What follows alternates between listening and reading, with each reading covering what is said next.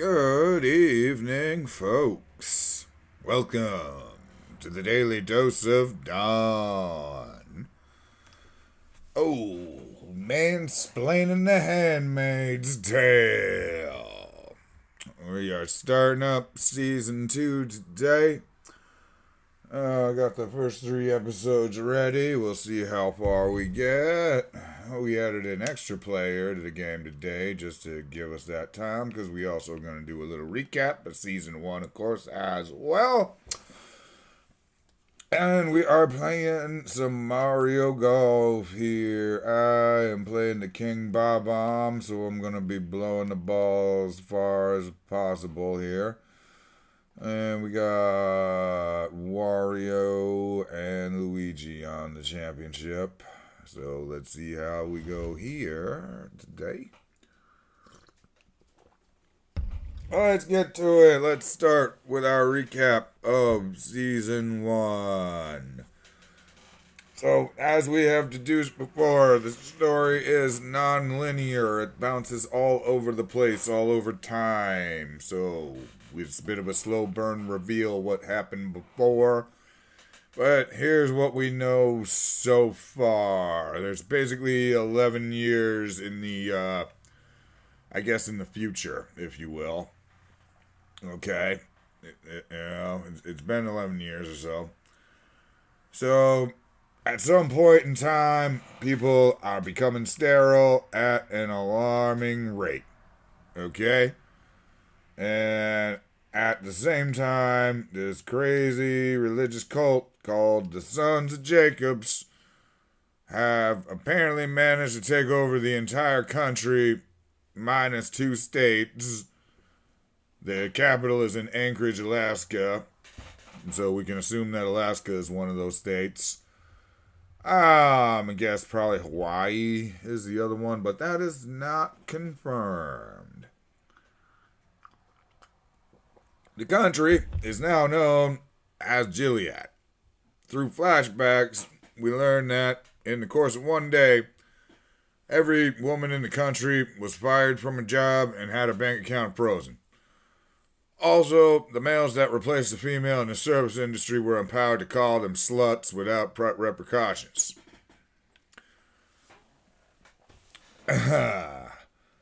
Alrighty. All we really know is that there was a terrorist attack and they somehow suspended the Constitution, and it kind of looks like the terrorists are in charge somehow. So we get to the present, well, not the present day, but the first kind of present day, where the first episode, it opens with our main characters, June, Luke, and Hannah, and they're trying to escape Gilead. But they are run off the road by a group of militants called the Guardians. Luke is separated, and June hears gunshots, so she believes him to be dead. Hannah is scooped up by the Guardians, and June is grabbed, and she is taken off to a place called the Red Center. Oh boy. Now, of course, we eventually find out Luke is not dead. He was shot. He was taken by the Guardians. He was in another car accident. He was the only survivor of this car accident. He stumbled into town where it was found by the Scooby-Doo gang. And basically, they put him on the bus and patch him up.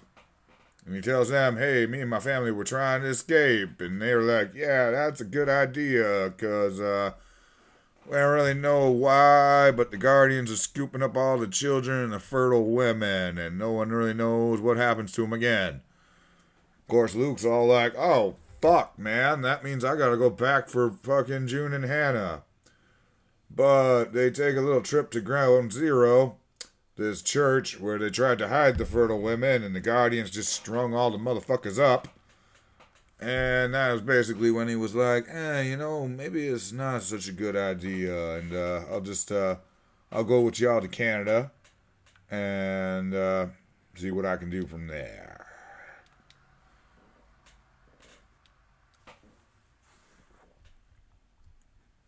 Alright. So June is off to the Red Center. Alright, which is where they train the handmaids. This is run by this Queen Dyke type named Aunt Lydia. Alright? Basically, everybody's the aunts. That's like the nuns, you know? Except they're like way, way even crazier, you know?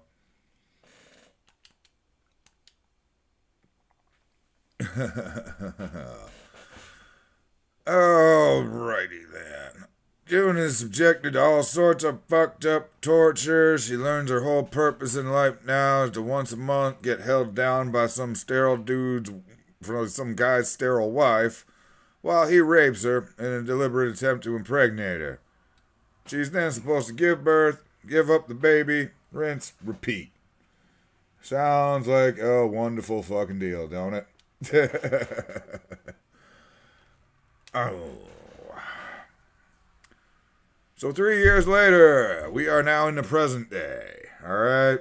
And June has been assigned to a post. Now we find out her commander's last handmaid actually committed suicide. Okay? And that's why they need a new one. So, June, who is now known as Alfred, because of some crazy shit where they put an of in front of, like, the male's name. Because, you know. Wow, this is crap with this, with what's going on with this game, by the way. But, and why does that guy suck, too? Alright, anyways. Yeah, if you listen to this on Spotify, sorry about that. I'm just really, really terrible on this golf game right now. And for, like, not really great reasons. Alright.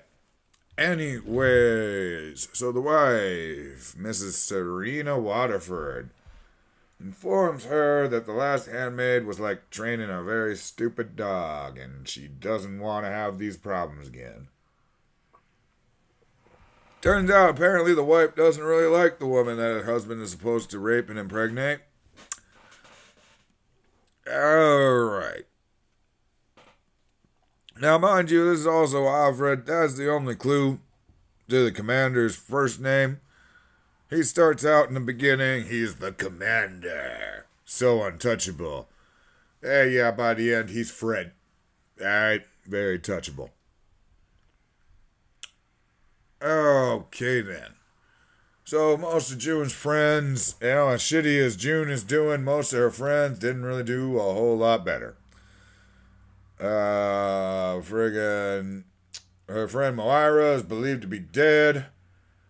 Crazy old Janine, well, she turned into crazy one-eyed Janine because she mouthed off to the aunts and lost an eye. Her friend Emily, the carpet-munching gender traitor, well, she is also, she was outed as a gender traitor and sentenced to redemption, which is some kind of vagina surgery that as a man cannot imagine what the hell it actually is, but she won't miss what she can't have anymore, but she can still get pregnant. So, alright. She, of course, then goes crazy and goes normal woman driver and, like, runs over a bunch of people. And so she's shipped off to the colonies, which at this point we haven't seen the colonies yet, but they seem really scared to go there.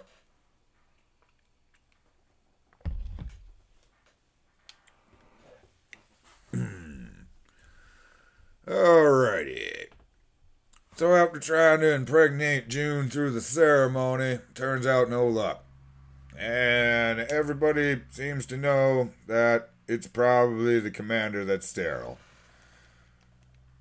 Of course, the problem is everybody also knows that they're going to blame her if he can't do it. And even Serena is like, damn it, I just want that fucking baby. So she hatches a plan. So she scoops up June one day and she's like, hey, look, I know my husband is supposed to rape you later, but first I need you to get raped by my driver, Nick. Alright? Because my husband's probably sterile, and I get it. They're gonna blame you and whatever, but that we need this, And Nick's probably not sterile. He's already like, yeah, sure, I'll shoot a load into her. Oh, great. But on the upside, she apparently decides she likes fucking Nick. So, oh boy, they end up fucking for fun. I was like, holy shit, somebody's fucking for fun in this world. It's about damn time. Oh. Alrighty. So the commander, it turns out, at least it's a little poked and theorized, alright, that the commander is basically like a sapiosexual or a demisexual. He requires a connection with the other person in order to get off, alright? So apparently he can't get off in this, like, not very sexy at all ceremony, which I don't blame him. It's, like, weird. Alright. So he starts inviting Alfred, as he calls her, to his office at night, and they play games of Scrabble and have fun like that. In the meantime, Commander Fred has got a super important meeting with the ambassador from Mexico. Alright? They gotta get this crazy trade deal through. Alright? So the ambassador is all like, hey, we gotta figure out, fact from rumor with your handmaid, so let's talk to her. And June talks to the ambassador in front of Commander. And so, of course, she's like, yeah, it's great. I love my life. It's awesome. But after learning especially that the plan is to sell handmaids to Mexico, because what else does Gilead have that anybody's interested in? Alfred sees her chance to tell the ambassador the truth. And basically she's all like, yeah, they beat us and they shock us and our life sucks. And the ambassador's like, I can't help you. Well, but it turns out maybe her male assistant can.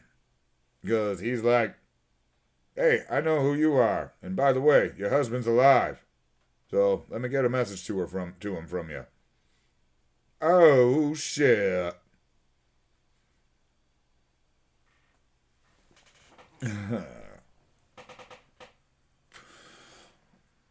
So we don't really hear anything more about the trade deal from there.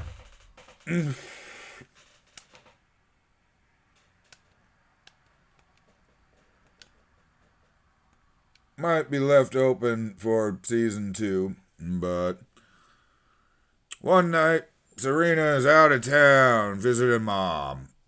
And Fred decides this is a good night. We'll take friggin' Alfred out for some fun. Some real fun. He shaves her legs and gets her a dress, and they take her on this long journey through a bunch of checkpoints that they had to sneak her across past the guards to get into Boston, where women are forbidden, even the wives. Well, okay, yeah, he says wives are forbidden, maybe not women. That would actually make sense.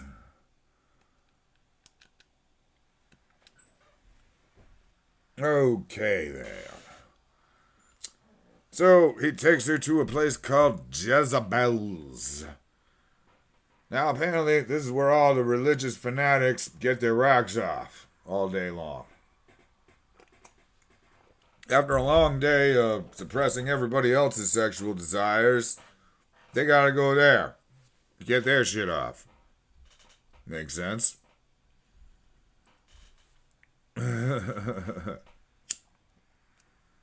So while at Jezebel's,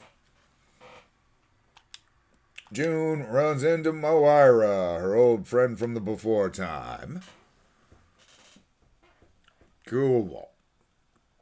Alright. So he talks to Moira, who's right now going through Ruby. Basically, she was told when she was caught, she was given the choice of this or the colonies. And was basically like, the whorehouse is pretty cool. We can do all the drugs we want, and we get to have sex, and, I mean, whatever. Like, they'll throw you away after your pussy wears out, but, get a few good years.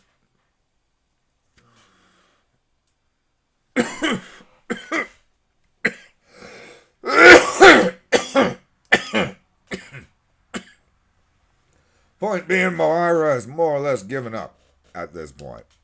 And she's just living it out. Like, whatever, this is what we do now.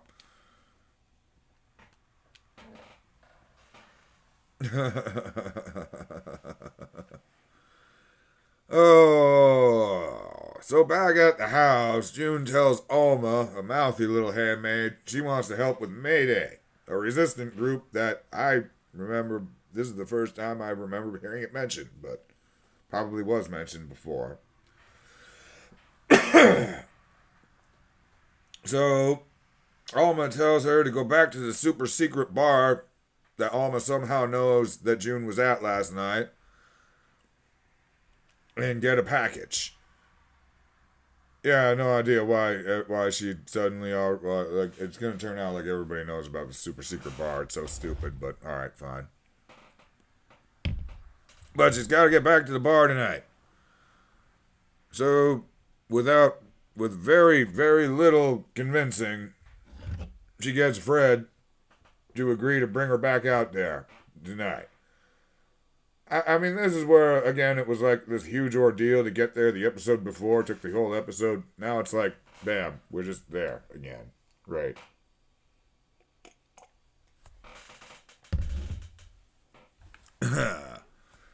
But it turns out Fred was only so willing because he believed that Alfred wanted to see her friend Moira. And he seemed to also believe that he wanted to have that they wanted to have a three-way, and seemed a little disappointed when they didn't want to do that. But, I'm at this point like, well, whatever. They got everything in this. So, all right. So Alfred, June there, she tells Moira about the package and asks her to get it for her. And Moira is still like, bitch, it's impossible. We can't escape from here. Blah, blah, blah.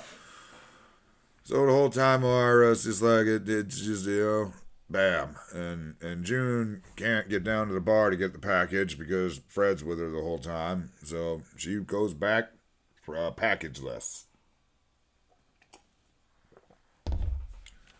Alrighty. So then, we get back to the suburbs. Crazy one-eyed Janine is making trouble again. See, throughout the course of this, she had a baby, thought her commander was going to run off with her. But instead, she just gave up the baby and was moved on to her next post. She didn't adjust very well. Crazy one-eyed Janine didn't adjust very well to giving up her baby. Who'd have thought? Alright. So, basically, she somehow managed to leave her post, kidnap the baby, and get to a bridge. In this world where women are, like, so oppressed through brute force that, yeah, whatever. Fine, she somehow managed to do this, even though there's, like, fucking armed guards everywhere. Alright, fine.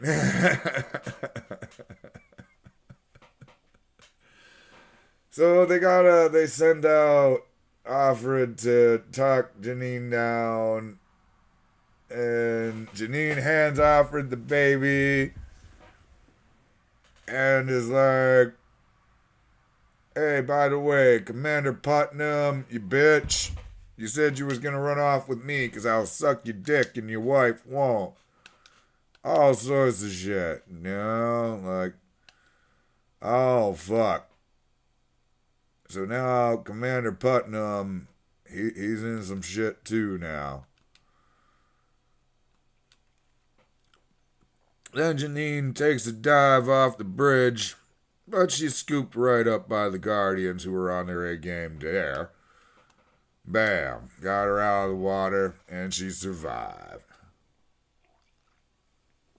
The next day, June is shopping when a clerk gives her a special package with a note. Praise be, bitch. We are then treated to a scene to see Moira grab the package, and then she put on a hat and a vest, and I guess looked tomboyish enough to get away with jumping in a car and driving away through this place with tons of checkpoints everywhere, and none of them noticed her boobs at all. And so she dropped the package off and then escaped to Canada after being so convinced that escape was impossible. I mean, Jesus Christ, couldn't she have grabbed her? I don't know. Again, alright, yep. The shock value's wearing off, so I'm starting to pick it apart a lot easier. Okay, so Moira goes up to Canada, and the best part is when she arrives at Canada, Moira is immediately given health care, a prepaid cell phone, a preloaded debit card with money. I mean, I was like, wow, it's like all the shit that like right wingers think we give refugees when they make it here. Like, wow.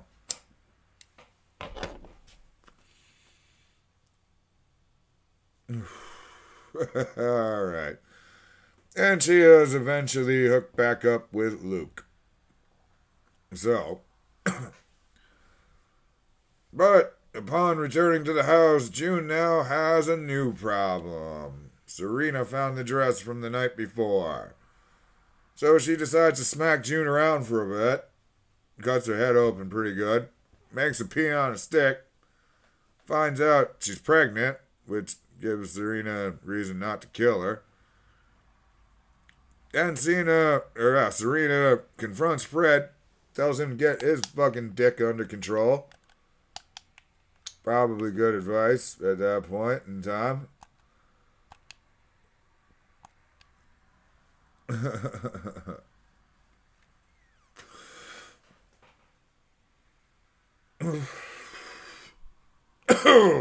And Serena lets her know, hey, that handmaid is pregnant, and it probably ain't yours.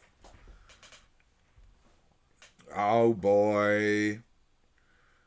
Of course, Serena's now in like total crazy bitch mode. Alright. She interrupts Nick, finding out that she's pregnant, and takes Alfred for a little ride. And Nick asks, like, hey, do you need me to drive? Because I'm the driver. And she's like, nope, I got other arrangements. And they got Alfred locked up in the back of this car. And they go out, or she goes out, into a building.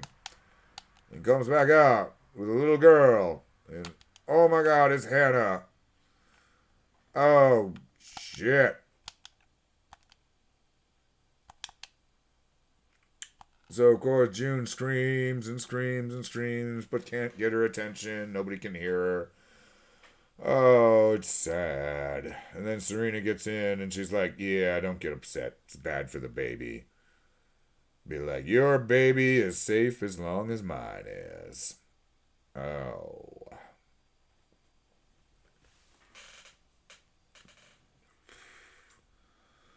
So back over in Manland, we find out Fred is actually just one of many commanders. And Commander Putnam is in front of the big council of commanders, awaiting their judgment.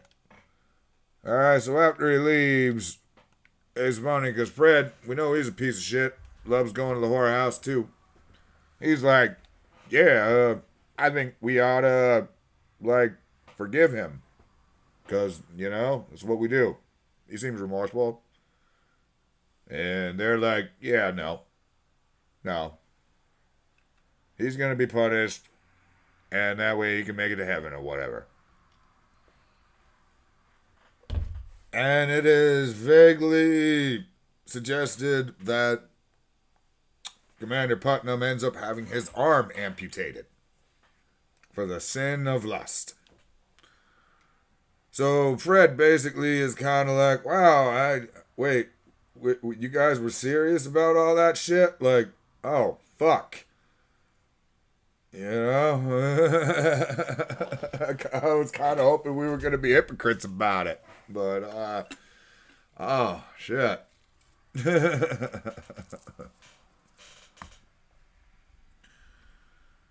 Alrighty. 3 bells ring and the handmaids all gather.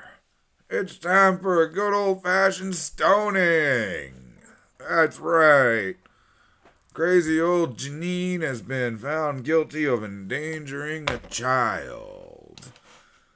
Alrighty. Bam. Fortunately for her, all of her little handmaid friends are like, hey, we think Janine's crazy and all, but we don't think we should stone her to death for being crazy, you know?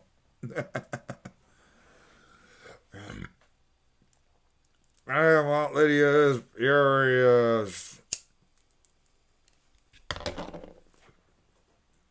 Tells Alfred there will be consequences for this.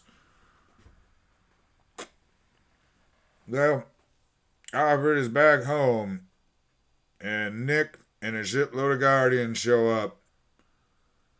And Nick is like, just go with them. Just go with them. That's always his advice. And the Guardians take friggin' June away, and even Serena is sitting there like, where are you taking her? Apparently I don't have the clearance to know what the hell you're doing. What the fuck is this? You know?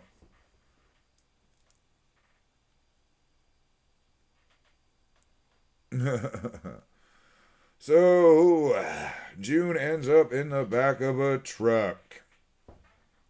And the season ends with her wondering, is this me going to my end? Or another adventure? Oh boy.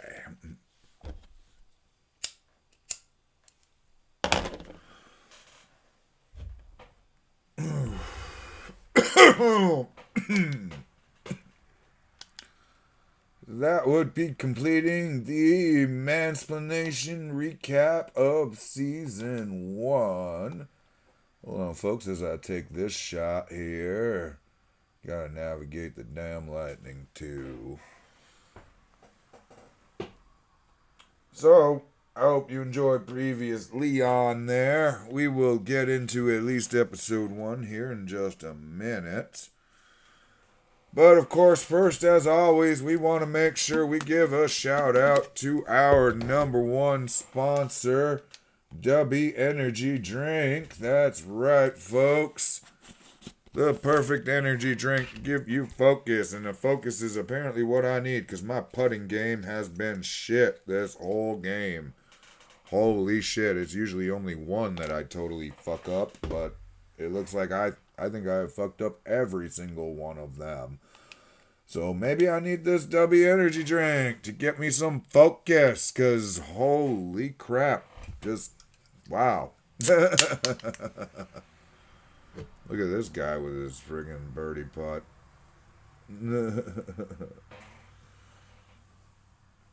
Of course, as always, just one scoop in there. Let's let that fizzle down a bit and let me click that. Oh, we'll let it fizzle down while there. Really friggin' bogey. Ugh. Yeah, I need a W, folks. I'm lacking that focus and energy. Coffee just ain't enough, apparently. Oh, I've been drinking coffee this whole time, but coffee will give you energy, but not the focus. You know? That's what's up, people.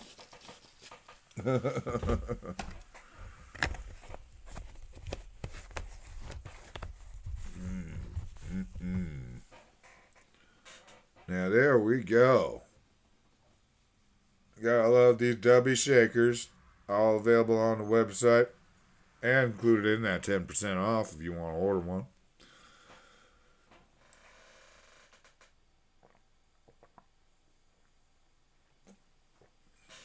That's right, folks. As always, head on down to the link in the description.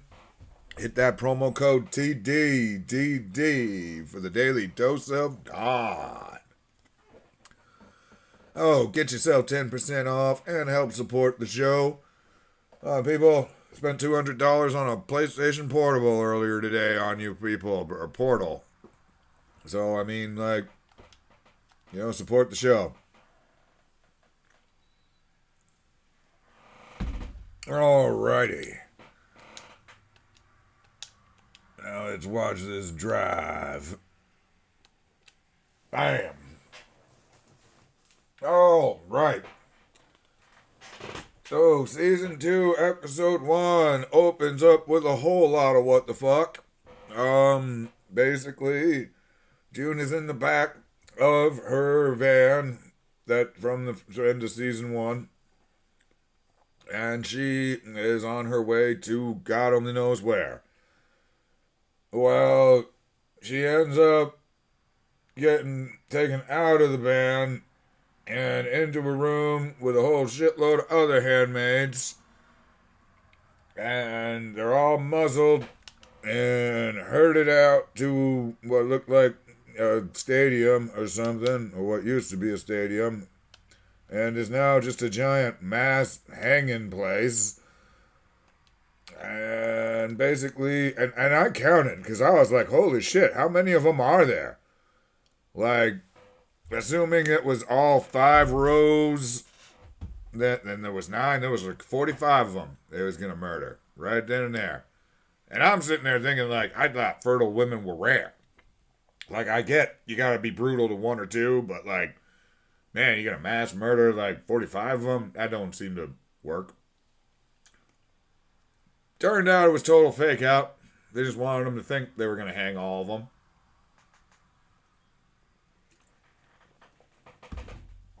This was Aunt Lydia's revenge for not stoning Janine. Oh boy.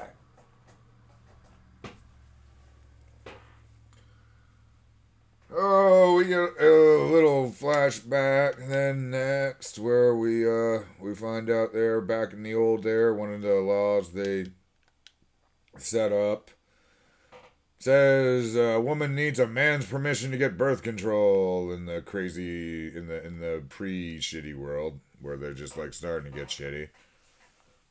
I don't know. We'll get into that maybe at the end there, depending, but we'll see. Got some opinions on that. But, alright. So we go back to the present day, and Aunt Lydia's got the girls out in the rain. It always rains when everybody was in trouble. It was the same in the army, as I imagine it would happen here, yeah. If y'all gonna fuck up, it's gonna rain. It happens. Honestly, I think they just make these places in places where it rains a lot.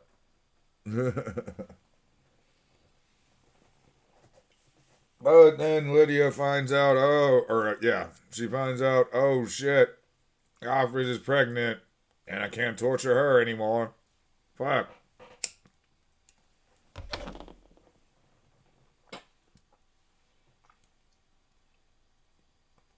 So, Lydia takes her inside and gives her a meal. And she's like, well, you'll get everything you need to be healthy.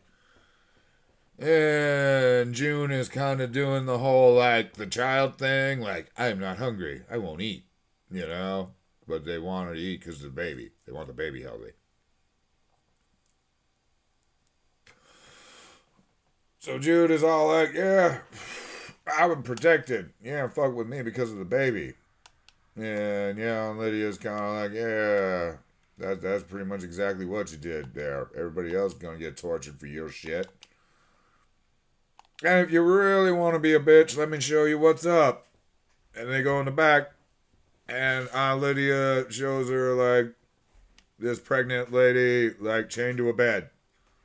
And she's like, yeah, she didn't want to, like, cooperate either. So this could be 9 months of you. Oh boy.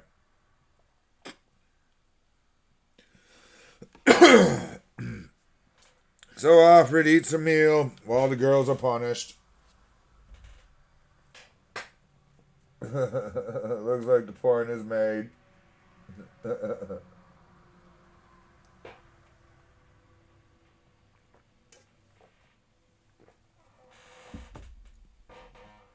Whoa, what do we got here? Oh, alright.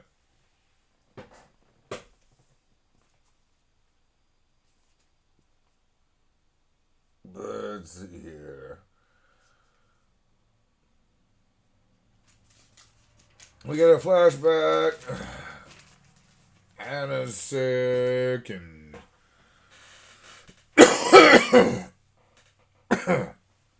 June gets the 3rd degree from the school about being a shitty parent or some shit because she has to work. So, bam.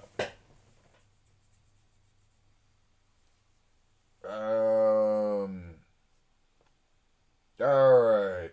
Back to the present day. Serena finds Alfred. And they gotta go get a sonogram for the baby. Serena's all like, you're gonna stop this smart girl bullshit right now. I'll bet she's going to. And friggin' June's all like, she repeats that shit back to Serena. Like, don't get upset, Serena. It's bad for the baby. Ah.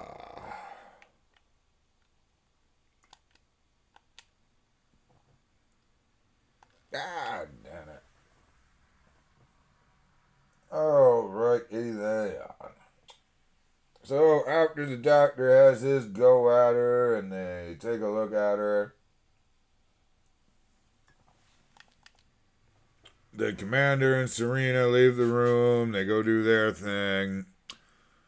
And friggin' the male nurse, the black male nurse, I thought that was kind of interesting, like, because, women can't be working at all, so now we got the black males as nurses.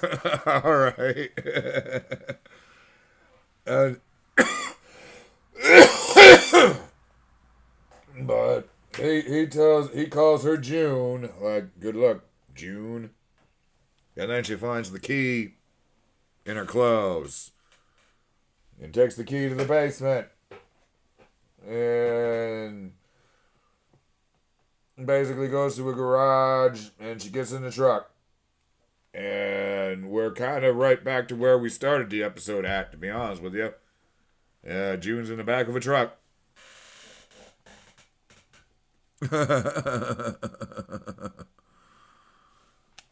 But so of course they're pretty pissed off.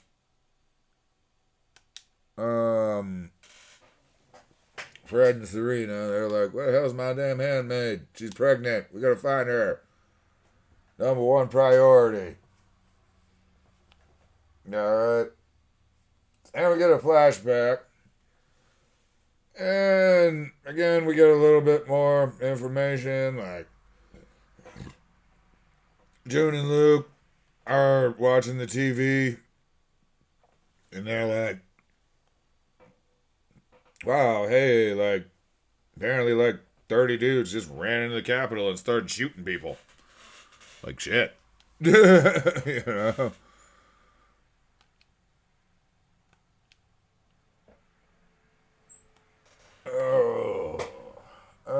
Let's see here. And the whole White House got blown up, too, apparently. Yeah, alright.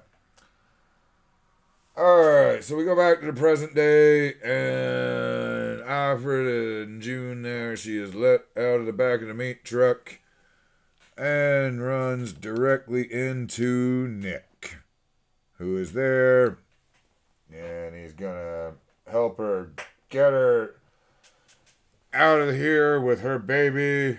Okay, there's a thing where she takes this thing that from. Okay, there was a flashback in the season finale of them putting something in her head, but they weren't really clear about it. And there's a scene where she is taking it out, and they're still not really clear about it. I'm assuming it's some kind of tracking device, but I don't know. I still don't really know. But she takes that out, and then, oh, she burns her clothes, and she, of course, oh my god, that dumbass thing they do. It reminded me of the Acolyte, but at least, like, you know, the Acolyte was even dumber because she did it with a lightsaber. Like, she was like, I gotta cut my hair to look different. And so just one friggin' cut on the back. And perfectly. Oh, right. Now I look completely different.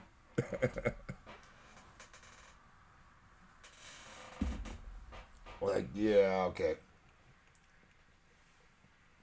Anyways, though, for the time being, Alfred is now June, and she is free.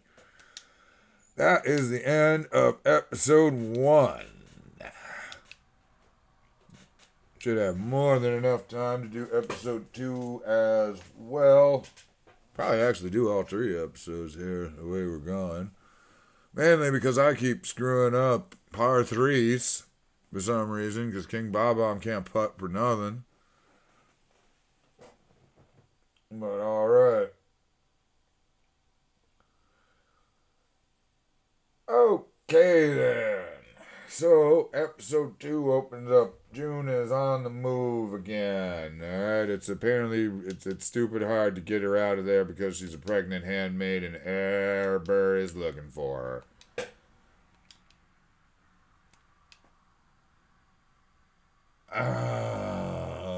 Why did I see that coming? We finally get a visual of the colonies. I don't believe it is actually said in the show, but it is called the Unwoman Women, and I saw in the captions Unwoman Grunts. So apparently that is who is in the colonies, the Unwomen. All right.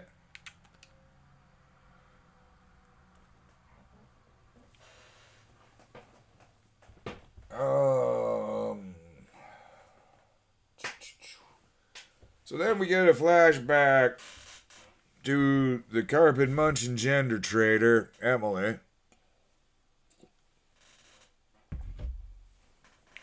She was apparently a college professor teaching biology. And while all of this was starting out, her administrator informs her she ain't going to be teaching next semester at all. She's only going to be doing lab work, like research and shit. And of course she is not super thrilled about this because she's all like, what, it's, you know, it's because I'm gay, isn't it? And he's like, yeah, well, times are changing, man. Changing back, unfortunately. Alright. And we see through that flashback, it's very traumatic there, actually, that guy ultimately ends up getting hung at the university.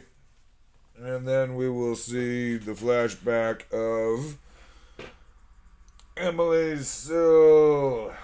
what was the daughter's name? Oliver. Oh, right, so it was a boy, probably. But we see the flashback of them attempting to escape the country, and basically their gay marriage is now no longer recognized. So Emily has to stay behind while Syl and Oliver escape to Canada. Okay. In the meantime, in the colonies, we see that, there's not a whole lot of plot going on here, but we do get a whole lot of visual. Yeah, basically, this is like the concentration camp, I guess, where they send like the women that either won't assimilate or the women who super fuck up.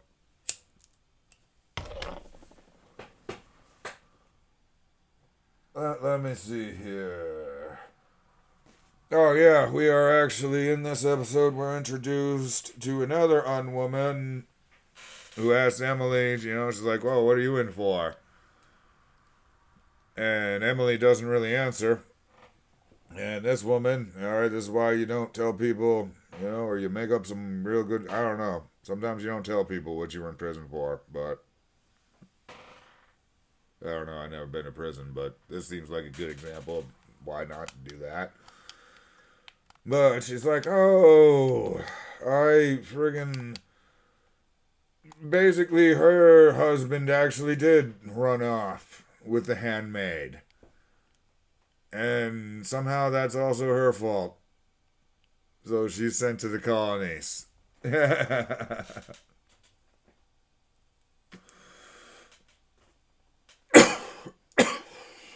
Of course, Emily realizes what this actually means. So she's supposed to give her like something to help her like with an infection or some shit. But instead it ends up poisoning her and leaves her to die a super fucking horrible death. And not before lecturing her about what a god awful person she is, because she kind of deserved that.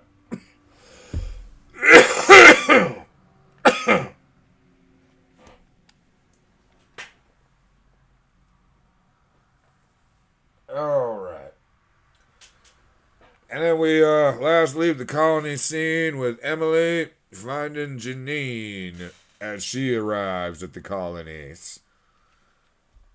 Apparently this is now Janine's alternate punishment since they didn't want to stone her to death.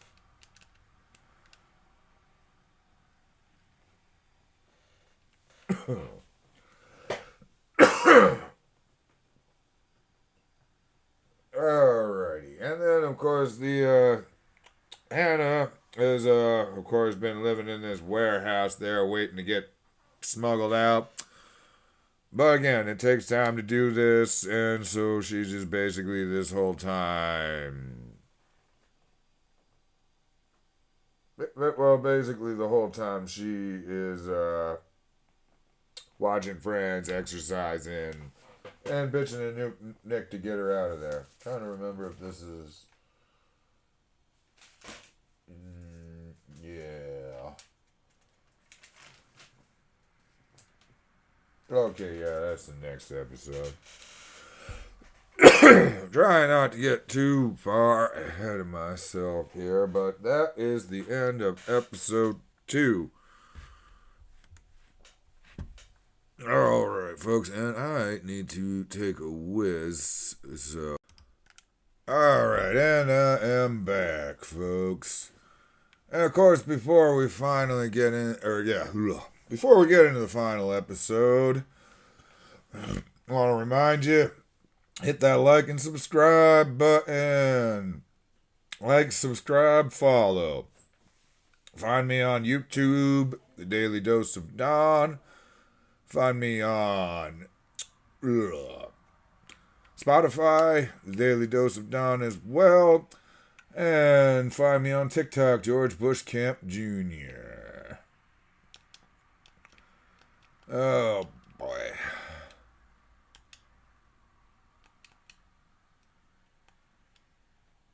There we go.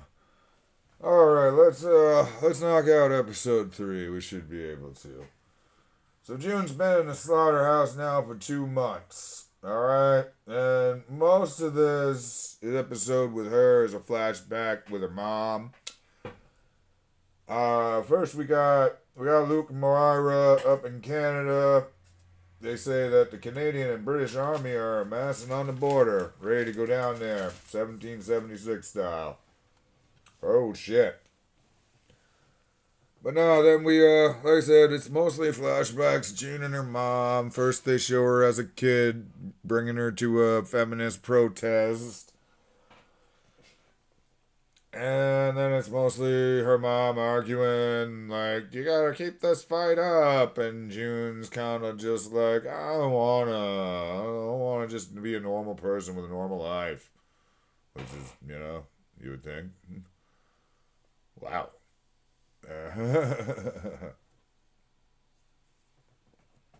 But anyway, so basically, yeah. June's a big disappointment to mommy, and when at the Red Center, she apparently sees a picture of the colonies. And who does she see in there? Oh shit, it's feminist mommy. Got popped somewhere along the way. Oh fuck.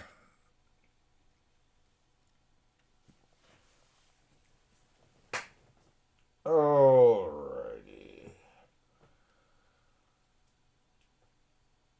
So in the present day, let's see here. June's losing her patience with hanging around here. Telling Nick she needs to get out of here. Nick's like, hey, it's not that damn easy. Everybody is looking for you. You're pregnant and a handmaid and all that crap. Alright. But Nick gets her out of there. Gets a driver to the next place. The driver is like, oh shit, it ain't safe. We can't go. And she's like, I can't stay in here. So basically, the driver, like, agrees to bring her home. Kind of dumb. Alright.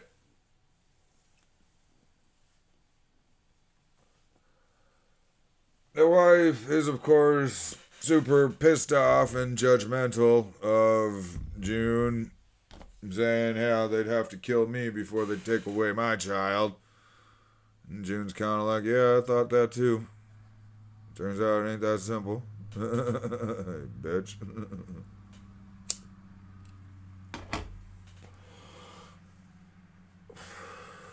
So the couple leave and they say they'll be home by 2. But unfortunately, it's 5 and they ain't home yet. And June don't know what happened. But she ain't friggin' sitting around waiting. So she dresses up in one of them gray fucking dresses and walks her own ass to the fucking bus stop or the train station, gets on the train, gets to the airfield. She finds the friggin' finds the plane in the cornfield. And eventually the pilot arrives, and there's also another guy who's like, yeah, I was a driver or some shit. First I thought it was Nick, but no, it's not. Not Nick. And the plane is about to take off. And then, bam, it is shot to shit by a bunch of dudes with machine guns. Well, not machine guns, but AR-15s. Yeah, that's right. The plane don't take off. And not only does the plane not take off, but oh, it's the Guardians. Oh, they drag the other dude out. They drag Alfred out. And oh, motherfucker. That is the end of episode 3. Alrighty. So, we got time for some thoughts here. Alright, number one, I like that we're finally getting into a little bit of like what's going on with your normal person. That's pretty cool. I like that. We got a little bit of that finally in episode 3. I still want to know what the Guardians are up to, like, on a daily basis. I mean, are they just like they're in the army? They don't really know what they're doing all day long? Like, Like if I asked them, what do you do when you're not beating a woman? You know, like they'd be like, oh. But, I don't know.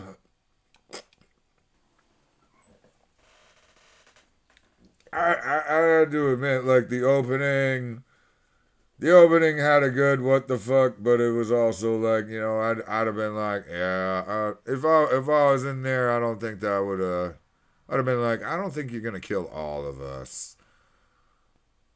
But you know, if they really wanted to scare them, they should have like maybe killed five. They had them set up in rows of five. That's how I figured out there was 45 of them so easily. You know, if they let them, if they would have just like dumped five of them, but a random five. You know.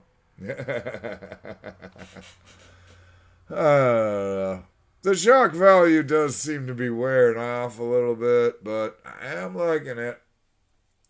I'm liking it, and I'm liking that the women are just as cruel. The women are way more cruel than the men are. The men are just like, we just want to rule the world. Like it seems like, you know, and not really be contested by the women. Whereas, like, you know, I don't know, the women that like fuck with each other, they're like, man, let's just do some crazy psychological fucking torture shit. Oh, I'll hold your motherfucking kid hostage and all that shit. You know? I don't know.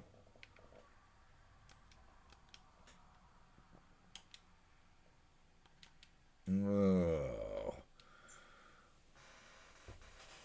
Okay then. Well, alrighty, folks. If you are listening to this on Spotify, this is probably where we will wrap it up for today. And then tune into YouTube if you want to see the end of this. I know that has not really been any super impressive swings, and I've just been sucking ass here at golf all night long, so alrighty then. But, as always, keep up to date with what's going on with your daily dose of down. Ooh. Alright, and so begins Dawn After Dark. Overtime Dawn.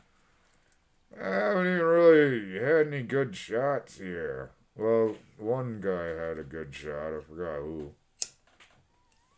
I think Luigi like chipped one in from a way away. That was pretty fucking awesome. I forgot to give these guys the superstar clubs though, I think. I also think I forgot to give myself them too, so that might be part of it as well. Oh shit.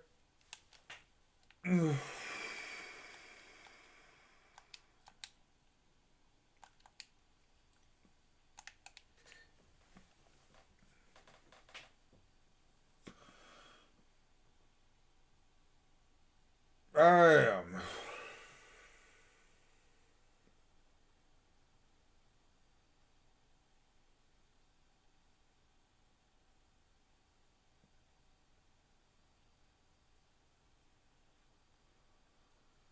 Oh.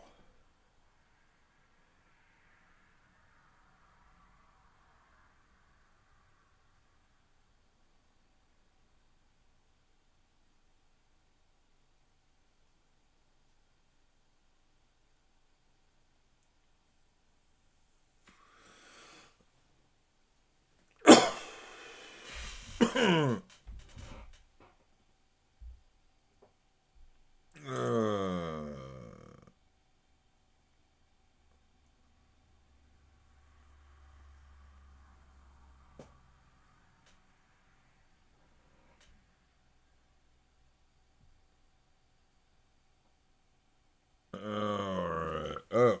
What do we got here? Uphill. What is stupid?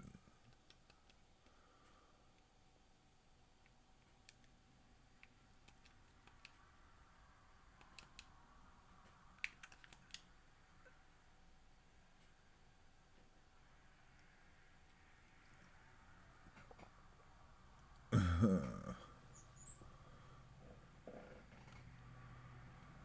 we go.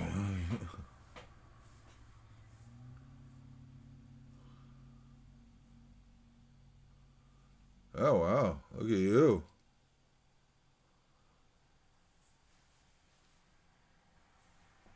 Luigi got another one, I think. Jesus.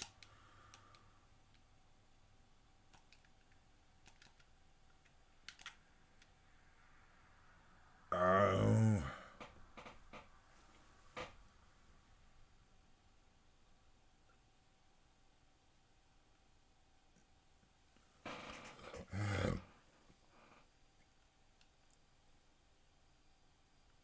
What a jerk with his birdie.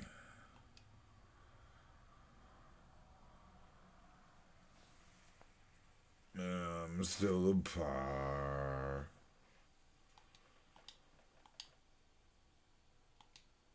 Alright, what? Oh man, and I ain't gonna friggin' get a special shot either.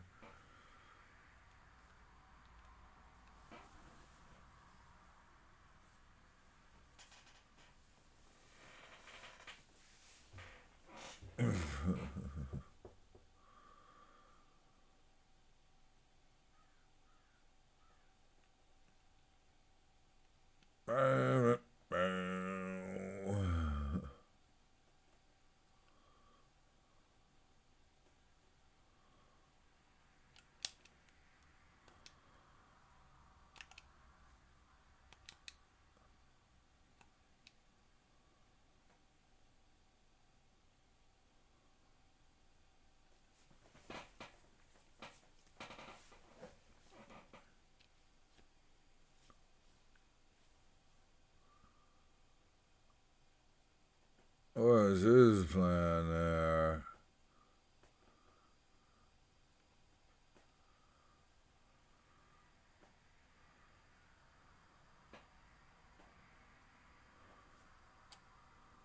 It's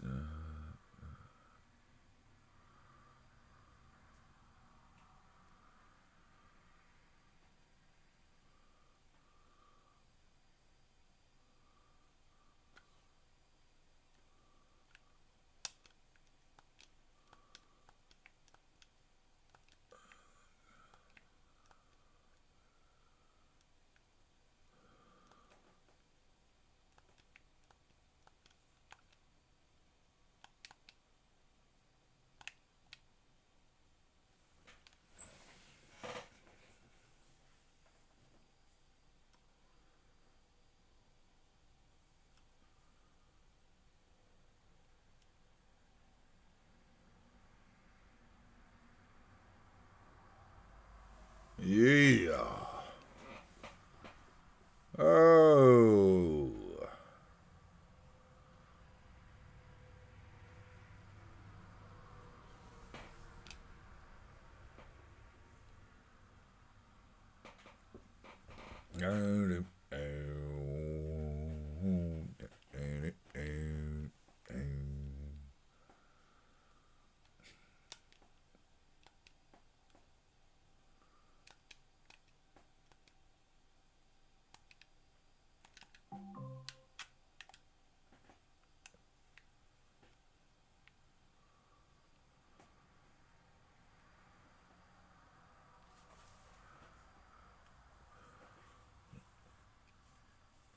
Bam! Except it's not me.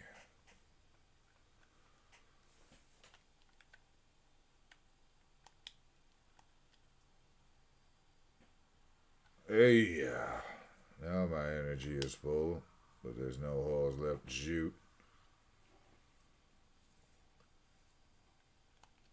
Alrighty. Well, looks like Wario pulled it out in the end. What a jerk. Oh.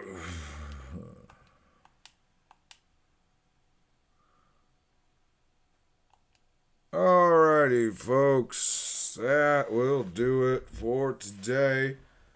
Remember, as always, the revolution will be televised, and it will be right here on the Daily Dose of Dawn.